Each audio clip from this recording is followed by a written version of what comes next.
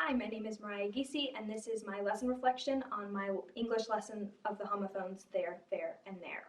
I chose to do a lesson on homophones because I believe that homophones are important for students to understand. I believe they're important for students to understand because we use homophones a lot in our day-to-day lives. In fact, I probably will use many different homophones in my lesson reflection, and if I didn't know the differences, it wouldn't sound very well. When thinking of the homophones, I chose the ones that I believe are the most commonly confused. There, and there. In fact, my English teacher last year as a sophomore had to go over the homophones with my class. I thought it would be beneficial to introduce them to them now, so maybe their 10th grade English teacher won't have to go over it with them. I picked English for a subject because I was scheduled to do a math and science lesson for a class later in the year. Writing the lesson was actually pretty challenging because this was the first time I've ever had to write a lesson myself. I was able to learn a lot about what goes into the planning process. Planning a lesson can be really difficult because there are a lot of steps involved in making a good lesson. You, as the teacher, have to determine what you want your students to get out of the material and that they'll be able to pass a test that the material covers. Then you must make sure the lesson is cohesive, flows well, it makes sense, and is appealing for the students. Not to mention, the students should use a higher level thinking during the lesson. I learned just how much work went into planning a lesson and what the components of a good lesson are. After all of that, my lesson plan ended up not being as long and detailed as it could have been, so I chose to rewrite it and just improve on it myself. Being able to look back and watch myself teach the lesson was extremely helpful because I was able to see some areas where I could improve. I think I could have done a better job when I asked the students to defend their answers. When I had first asked them to defend their answers, I was really good at making sure they were defending them, but then after a while I kind of forgot. I also ended up forgetting the order of my slides at the beginning, and there were some tech issues which I could have gone and fixed by making sure my PowerPoint worked on the computer I was going to present it on, and just in general making sure my PowerPoint would work.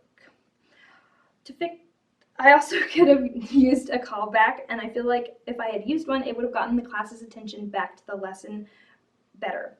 One of the other things I could have done to improve on my classroom management was I could have directed the class's attention more to the student who was talking when I asked a question and just made sure that they weren't doing too much talking in general.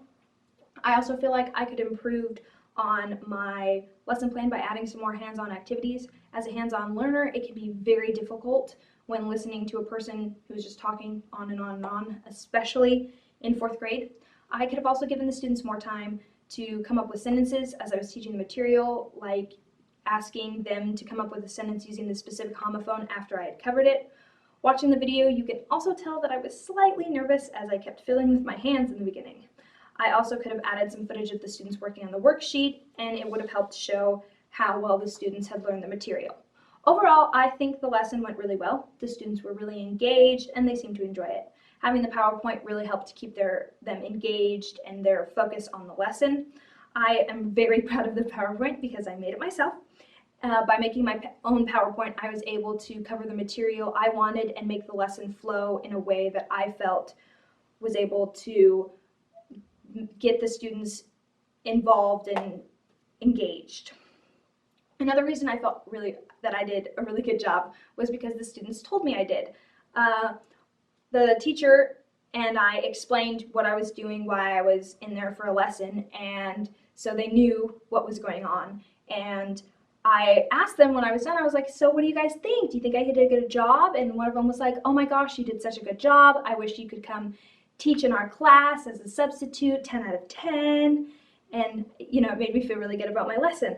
Lastly, I feel like the students understood the lesson really well, and when I was looking back at the video and the worksheets, most of them seemed to grasp it really well. However, I would have done another lesson just over these specific homophones and maybe a couple more just to make sure that all of the information stuck with them. Thank you.